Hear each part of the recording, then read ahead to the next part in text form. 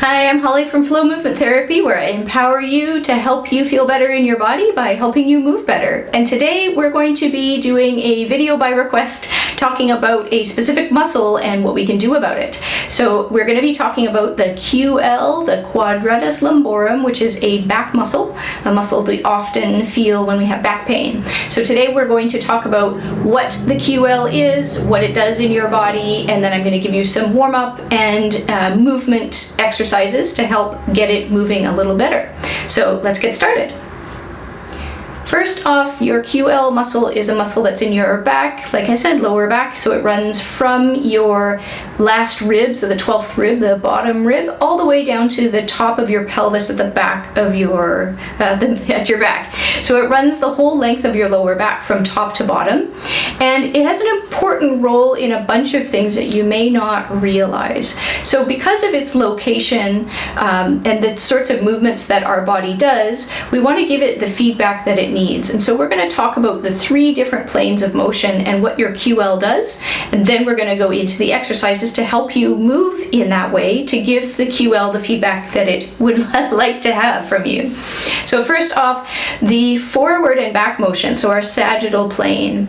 So the QL being attached at the top of your ribs, at the top, at your bottom ribs, and at the bottom, at the top of your pelvis, it is going to be involved in movement of your rib cage and pelvis in that forward and back plane. So when you drop your chest forward and you tuck your tail under, you're going to get length along the QL.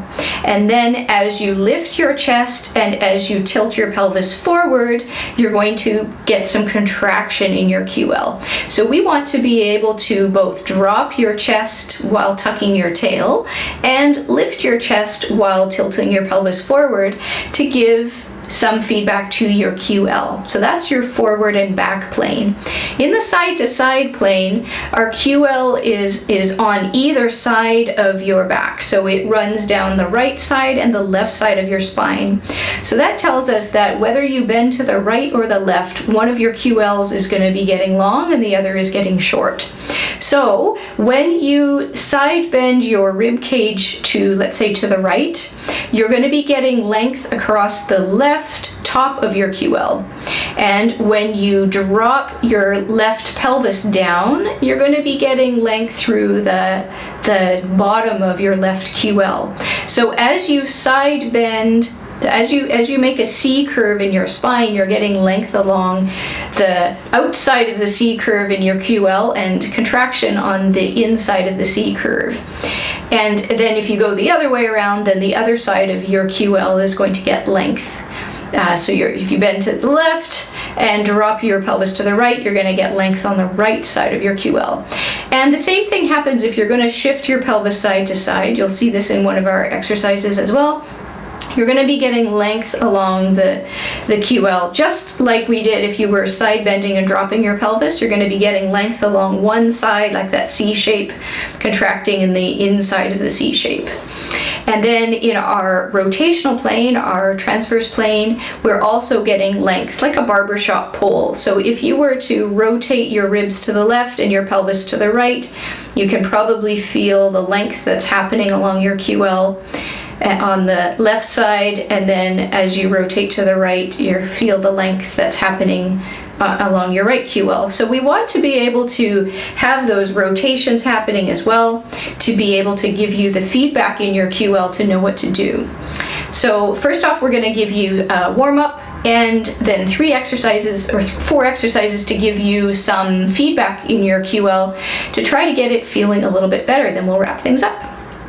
But we're going to do what's called crawling cat-cow. So if you were to crawl, we would take opposite arm and leg forward. That would be how we would begin. So that's how we're going to do our cat-cow position. So I'm going to take my left arm, my left hand forward, just so that we're the base of my wrist is just at about the length of where the tip of my fingers. So if I drew a line across, and then I'm going to take my right knee forward so that it's halfway between my right hand and my left knee at the back. And so here, we're going to do our cat-cow pose from this position. So with our cat pose, that would be with our spine arching up towards the ceiling. And with our cow position, that would be bringing our spine down, so doing the opposite position with your spine. You switch it up, so you're going to put the opposite arm and leg forward. So if I was in this configuration with my left knee forward, my left hand forward and my right knee forward, then I would come back and I would do the opposite. Right hand forward, left knee forward, and do the same thing. We're going to tilt your pelvis forward, so you're increasing the arch in your lower back, and you're going to be tucking your pelvis under, bringing your lower back towards the wall as you feel your tail tucking under. We're going to add your chest to your pelvis now. So as you tilt your pelvis forward, we're going to lift your chest. Remember, when we were lifting the chest, we were talking about getting broad across here and bringing the pressures that you feel against the wall to the very top of your ribs. So just practicing that with the ribs. So pressures to the top of your ribs as you open your ribs, and then pressures to the bottom of your ribs as you collapse at the front here. So we're going to be opening the chest, pressures to the top, dropping your chest, pressures to the bottom. Now we can add together the pelvis and ribs. So as you are tilting your pelvis forward, you're going to lift your chest. So just practicing that, tilting your pelvis forward and lifting your chest. The opposite is to tuck your pelvis under and drop your chest. Tucking your pelvis under and dropping your chest. Now what we're going to do is we want our pelvis to tilt side to side, but we want to think about the plumb line running from your nose all the way down between your feet. So we're going to be moving around that axis right down the center. So we want to think about your pelvis is going to be tilting side to side around your belly button as the sort of the steering wheel there. So we're thinking about the steering wheel of your pelvis rotating right through the belly button. And we're going to do that by bending one knee at a time. So I'm going to bend my knee on this side, that's my left side. And when I do that, when I bend that knee, my pelvis is going to drop on that side. I don't want to let my body go along. I want to keep that plumb line there. And the rotation, the dropping of my pelvis will happen around my belly button. So we want to see if we can bend the knee and let your pelvis drop on that side, but not shifting your weight over. You're going to keep your the points on the wall exactly where they are, and that side is going to go down. And then you want to practice on the other side. Let the knee on this side drop down and allow your pelvis to tilt down to that side, rotating around the steering wheel around your belly button. We're now going to go to the tilting of your rib cage. So again, we want to have that idea of the steering wheel. That's going to be your breastbone here. So my breastbone is going to be the center of the steering wheel. And this is a lot smaller movement than you think, because of course your head is staying on the wall. So it's just going to be a minute little movement of rotating in place. So it's not shifting around. So it's not shifting side to side. It's rotating around your breastbone.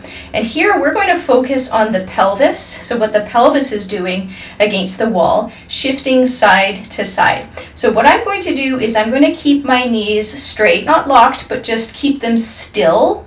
And I'm wanting to keep my chest and my head against the wall exactly where it is. The pelvis is going to be doing the movements here. So it's going to look like this. We're going to shift our pelvis side to side, keeping your knees just still, so not bending or straightening them, just keeping them as they are. And we're just going to shift side to side. We want to make sure that we're not disturbing that chest against the wall, so we're not letting it drift along the wall with us. This is about your pelvis and your lower back doing the work, rather than our whole body tilting side to side. So first off, we're going to get you to stand in a split stance. So you're going to have one leg in front of the other. I have my left leg forward right now. And what we're going to do is we're going to have your back leg turned out. If I turn my back leg out and I relax, it causes my pelvis to be facing the corner. So if you put your weight equally between both legs and relax, your pelvis will be facing the corner. Now from here, this is our setup. We want to try to keep our pelvis and our head facing towards that corner, and your rib cage is going to rotate against that. So we're keeping your head and pelvis rotated that way, and in between we're going to move the ribs against that. I'm going to rotate my chest to facing the front and then relaxing back to your starting position. So we're going to be rotating the chest to face forward and then letting it relax back.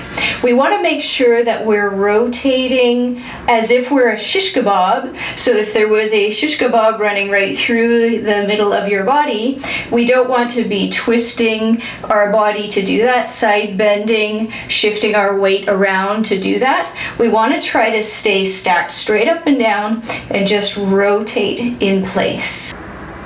I hope those exercises were helpful for you to find some things going on in your QLs and be able to put everything together.